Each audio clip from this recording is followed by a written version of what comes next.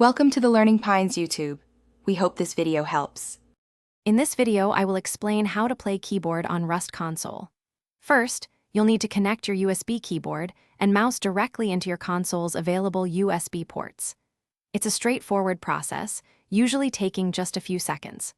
Also, make sure your console's system software is completely up to date to ensure the best compatibility and performance with your new input devices.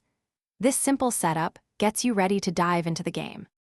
Once your devices are connected, launch Rust and head into the in-game options menu.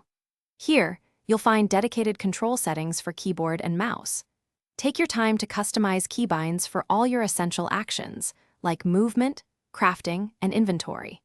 Don't forget to fine-tune your mouse sensitivity and acceleration. Finding your perfect settings can significantly improve your aiming and overall gameplay experience in Rust. Using a keyboard and mouse offers significant advantages in Rust. You'll immediately notice improved aiming precision, which is crucial for combat, and much faster looting.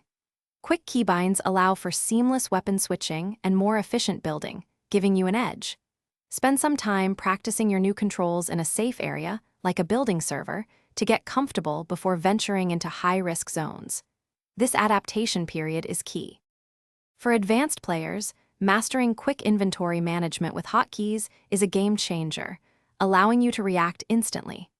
Precise mouse placement also unlocks more complex and efficient building strategies, giving your base a stronger defense. Furthermore, using your keyboard for quick chat commands enables seamless communication with your team, which is vital for coordinated raids and defenses. These techniques will elevate your Rust console experience to a professional level. Thanks for watching. Consider subscribing if we helped you.